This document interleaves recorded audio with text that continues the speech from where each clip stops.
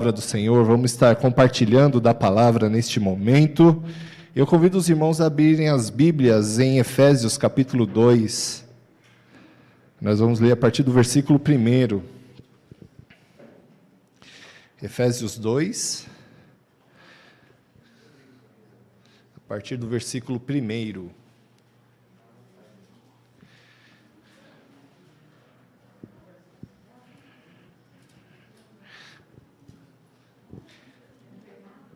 Efésios 2, 1. Amém, irmãos?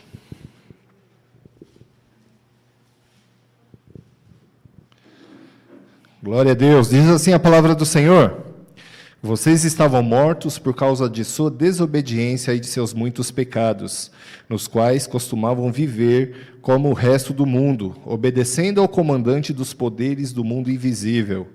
Ele é o Espírito que opera no coração dos que se recusam a obedecer. Todos nós vivíamos desse modo, seguindo os desejos ardentes e as inclinações da nossa natureza humana. Éramos, por natureza, merecedores da ira, como os demais. Mas Deus é tão rico em misericórdia e nos amou tanto, que, embora estivéssemos mortos por causa de nossos pecados, Ele nos deu vida juntamente com Cristo. É pela graça que vocês são salvos, pois Ele nos ressuscitou com Cristo e nos fez sentar com Ele nos domínios celestiais, porque agora estamos em Cristo Jesus. Portanto, nas eras futuras, Deus poderá apontar-nos como exemplos da riqueza insuperável de sua graça, revelada na bondade que Ele nos demonstrou por nós em Cristo Jesus. Vocês são salvos pela graça, por meio da fé. Isso não vem de vocês, é uma dádiva de Deus.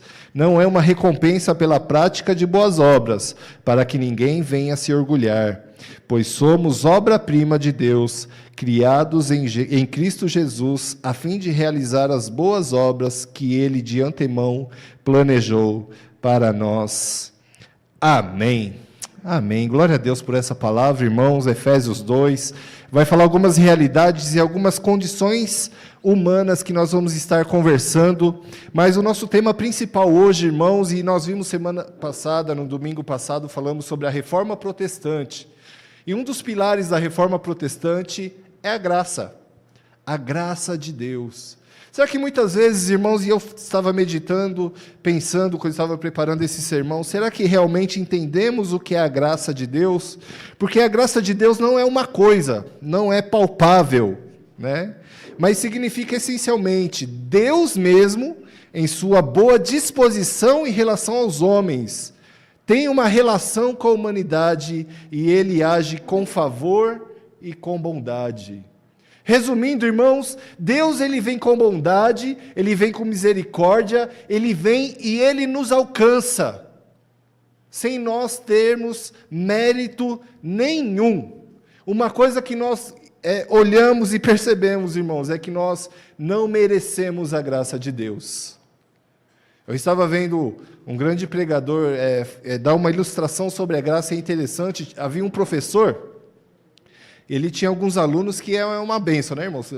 Se alguém que dá aula no Estado sabe como é que é, aluno do Estado é uma bênção, né? É municipal e por aí vai. Aluno normalmente é uma bênção, né, irmãos? E um aluno desse professor, irmãos, jogou pedra nesse professor. Jogou uma pedra nele e machucou ele. Mas olha que interessante, irmãos. Esse professor viu que esse aluno, ele era mal vestidinho, ele tinha necessidades de calçados, ele tinha várias necessidades, né, que muitas crianças hoje em dia têm. E é interessante, irmãos, que mesmo sendo machucado por esse aluno, esse professor teve, vamos dizer assim, ele olhou para aquele e falou, vou ajudar esse aluno. E comprou camisa, e comprou calça, e comprou sapato, e levou na casa dele. Aí quem atendeu ele foi o pai desse aluno. O pai dele falou, mas professor, ele jogou uma pedra em você, ele te machucou. Ele falou, eu sei, mas ele precisa dessas coisas. Não é porque ele merece, mas ele precisa. Irmãos, a graça é a mesma coisa. Irmãos, nós crucificamos Jesus Cristo, nós naturalmente não queremos saber de Deus. Irmãos, uma coisa que o ser humano não quer é Deus. O homem natural, sem o Espírito Santo de Deus, não quer Deus, não adianta porque não quer. Ele quer qualquer outra coisa, ele quer fugir para o mundo, ele quer aprontar todas, ele quer ir para a balada, ele quer usar droga, ele quer beber, ele quer se prostituir, ele quer tudo, menos Deus. Mas, irmãos, quando nós olhamos para o significado do que é graça, esse Deus que sabe que você não merece, esse Deus que sabe que eu não mereço, Ele te alcança, te resgata. Eu gosto muito daqueles filmes, e faz tempo já que eu não vejo, mas vocês lembram de Areia Movediça, que a pessoa, quanto mais se mexe, ela vai afundando? Eu gosto muito desses filmes. Porque, irmãos, normalmente no filme alguém vem e resgata, né? Ele nunca afunda, né? Irmãos, a vida, muitas vezes é uma areia movediça e nós não percebemos. E nós estamos afundando no pecado, e nós estamos afundando nas trevas. Irmãos, e é o próprio Deus que joga uma corda e te puxa.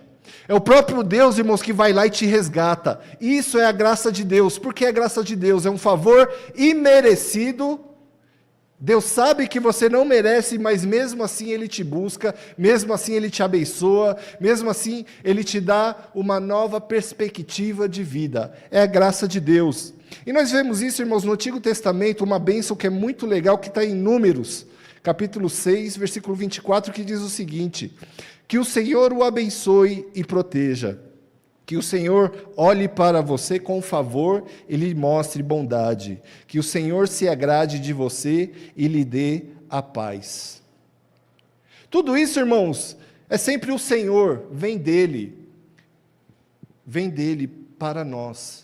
Irmãos, hoje em dia o mundo está tão antropocêntrico, ou seja, a humanidade no centro, que muitas vezes pensamos e é pregado que o ser humano manda em Deus, que o ser humano exige de Deus, que o ser humano pode barganhar a Deus. E é uma preocupação muito forte que eu tenho, por exemplo, na hora dos dízimos e ofertas, porque as pessoas têm pregado que você dá dinheiro na igreja e Deus é obrigado a te abençoar, e isso é uma mentira muito grande, porque Deus, irmãos, não precisa de nós para nada. Não precisa de nós para nada, mas a graça dele, o amor dele por cada um de nós vem e nos resgatou, vem e nos curou. E ele cura, irmãos, creia que ele cura, qualquer tipo de doença ele cura se for da vontade dele. E mesmo se em algum momento não curar, se houver morte, saiba que aqueles que estão em Cristo, ainda que morram, estão vivos. Então, irmãos, nós temos um Deus que dá jeito até na morte. A graça dele dá jeito até na morte, porque, como nós lemos, éramos mortos, mas ele vem e nos abençoou, e nos resgatou, e nos trouxe de volta. A graça de Deus, irmãos, é transformadora. Ela transforma a nossa vida, nosso caráter, nosso modo de pensar. Mas para isso, irmãos, é preciso que o Espírito Santo de Deus habite em você. Que esse Espírito Santo te transforma. Irmãos, e quando você é transformado, uma coisa que estávamos conversando hoje na escola dominical, quando você é transformado e convencido pelo Espírito Santo de Deus, você busca conhecer mais esse Deus por meio da Bíblia. Como a Bíblia é importante em nossas vidas. E um exemplo que eu dei hoje, irmãos, é que no Brasil hoje, cada um de nós deve ter pelo menos umas 2 Bíblias dentro de casa. E no resto do mundo, muitas vezes as pessoas não têm nada da Bíblia. Muitas vezes, irmãos, somos superalimentados, enquanto outros não têm nada. Mas, irmãos, o que fazemos com todo esse alimento da palavra de Deus? Essa é uma questão para todos nós que estamos aqui, para quem está acompanhando em casa, com a palavra de Deus. E que a partir de hoje o Espírito Santo de Deus nos toque para sermos cada vez mais adoradores do Senhor, como foi orado aqui, cantado aqui, irmãos. Adoradores verdadeiros que adoram o Senhor em espírito e em verdade. E nós vamos saber disso por meio da palavra de Deus, por meio da palavra do Senhor, que vamos conhecer essa graça, irmãos, que transforma a nossa condição. E nós vamos ver, irmãos, 3 condições em que o ser humano é transformado pelo Espírito Santo de Deus. E uma coisa muito importante, irmãos, a primeira condição, vamos pensar no passado. No versículo 3 diz o seguinte: todos nós vivíamos, passado, de modo que, seguindo os desejos ardentes e as inclinações de nossa natureza humana, éramos por natureza merecedores da ira como os demais. Passado. No passado, irmãos, nós éramos inimigos de Deus. No passado, irmãos, nós vivíamos nas trevas. Mas a graça de Deus vem e transforma essa condição, irmãos. Mas é preciso crer, é preciso se entregar. E o que nós fazemos no nosso presente é importante, irmãos, porque nós plantamos o nosso presente sempre para colhermos no futuro, irmãos. Mas quantas e quantas vezes deixamos o passado nos dominar, deixamos o passado, mas eu fiz isso, eu fiz aquilo. Saiba que a graça de Deus é tão grande que ela te alcança e te perdoa.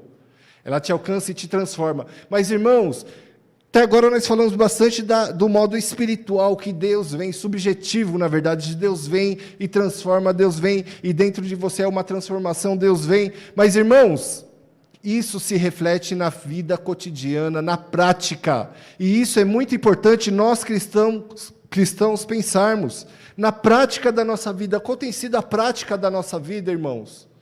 No nosso namoro, no nosso noivado, no nosso casamento, que é o mais difícil, nas relações humanas. Irmãos, essa graça de Deus, ela transforma o nosso dia a dia. Amanhã, segunda-feira, não, na verdade hoje, depois que acabarmos o culto, nós vamos ter o almoço de família. Espero que os irmãos almocem muito bem. Como as suas relações com a sua família, com a sua esposa, com o marido, com os filhos. Irmãos, essa graça que é transformadora, ela transforma todos os momentos da nossa vida, e não somente aqui na igreja, não é só a roupa da igreja. O presbítero Tiago falou, para a ceia eu vim de bermuda. Foi glória a Deus. A bermuda não é importante, importante é a pessoa. Irmãos, na presença de Deus, o importante é a nossa vida cotidiana, não é só na igreja.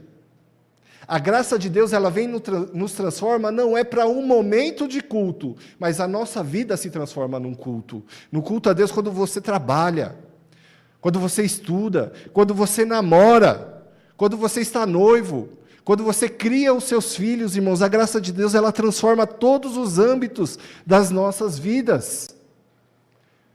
A graça de Deus, irmãos, é transformadora.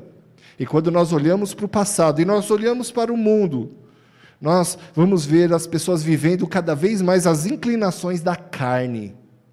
Nós estávamos falando na escola dominical algumas coisas que estão acontecendo dentro de igrejas, irmãos, e nada mais é do que o mundo, o pensamento mundano, esse pensamento do passado entrando na igreja. Porque as pessoas separam, irmãos, espiritual e vida cotidiana, e não é, irmãos, uma é consequência da outra. Pense nisso na sua vida, quando você for fazer qualquer coisa, irmãos. A sua vida espiritual, ela influencia diretamente na sua vida cotidiana. No que você faz, no que você pensa, no que você fala dos outros, no que você faz para os outros. Irmãos, essa é uma vida cristã produtiva. Produtiva. E essa primeira condição no passado, irmãos, é o que éramos, inimigos. Agora temos paz com Deus. Temos paz com o Senhor. Mas isso, irmãos, isso é com o discipulado. Isso é com a busca na palavra de Deus. Isso é com oração. Estamos falando bastante sobre culto de oração. Isso se reflete, irmãos, nas nossas vidas em todos os momentos. Como é importante, já falei e vou falar novamente, orarmos juntos. Nós temos comunhão. Nós fazemos as coisas juntos. Porque, irmãos, vemos o perdão de pecados como uma condição muitas vezes subjetiva. Sabe, irmão, nós sempre oramos aqui no culto, né, na liturgia, eu gosto de colocar, né, o momento de reflexão e confissão de pecados.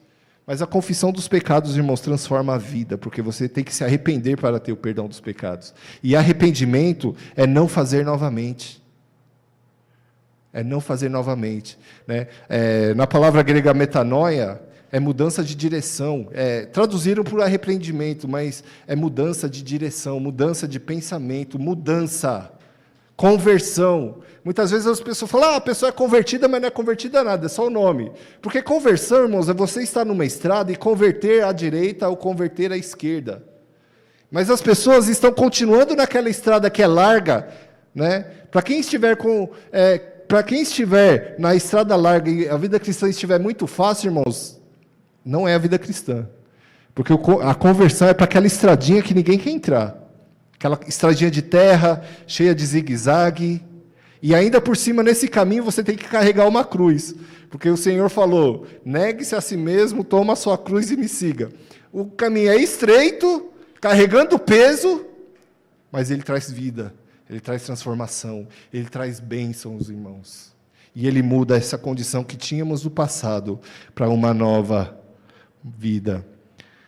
E John Stott tem uma frase muito interessante que diz: a batalha quase sempre ganha na mente. É pela renovação da nossa mente que nosso caráter e comportamento se transformam.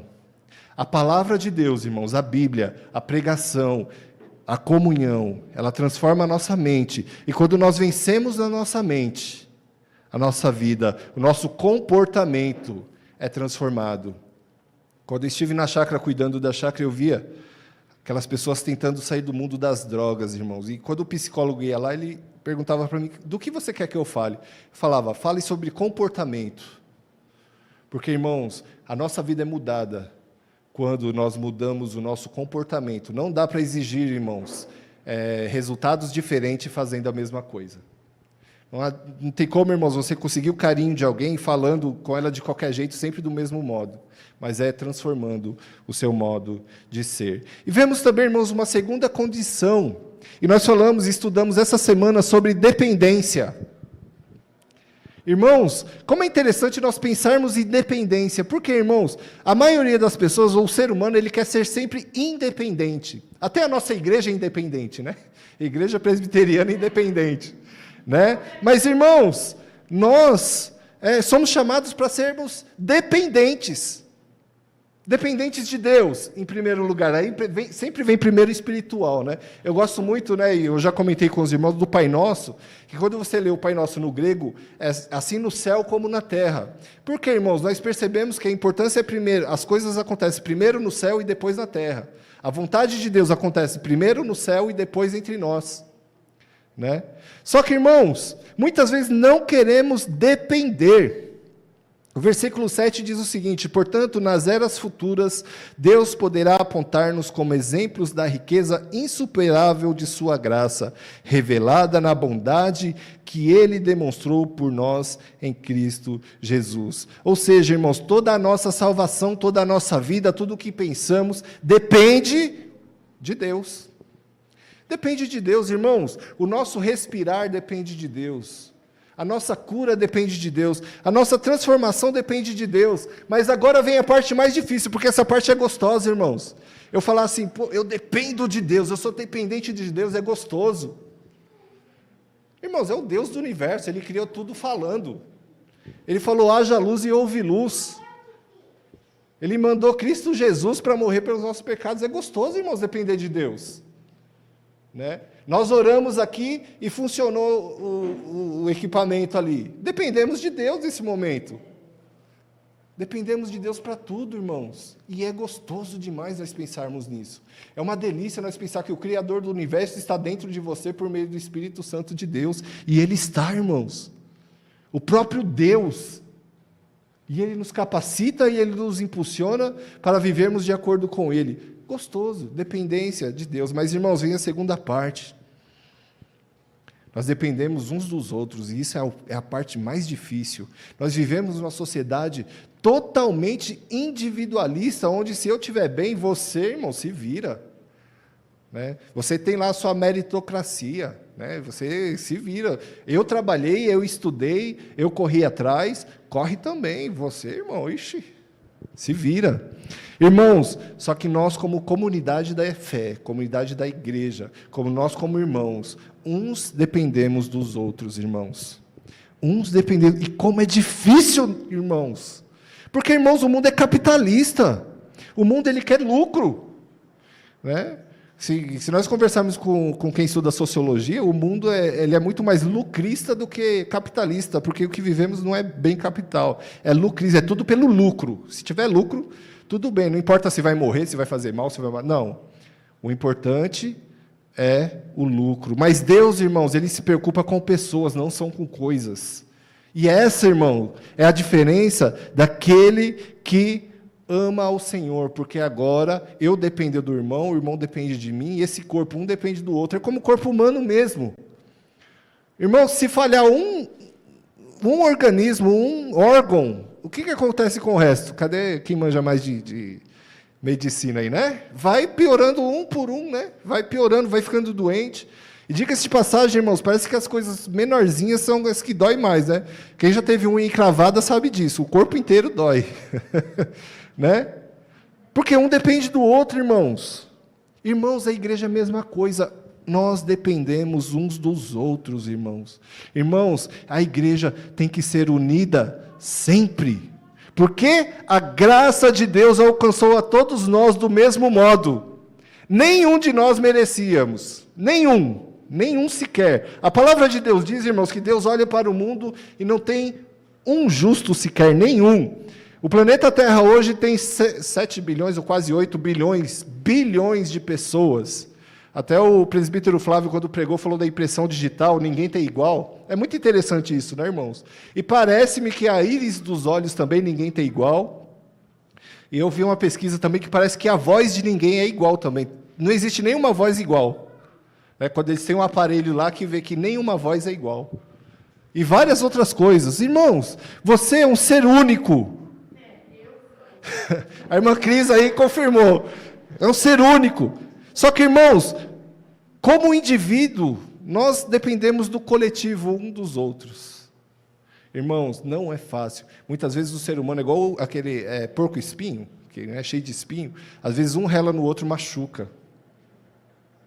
Mas, irmãos, todos nós dependemos da graça de Deus e temos que entender o que é a graça de Deus, o favor imerecido de Deus. E Ele está com você, e Ele te buscou, e Ele te resgatou para uma nova vida, para um novo caráter, para um novo modo de pensar, para acordar cedo no domingo e vir no café da manhã.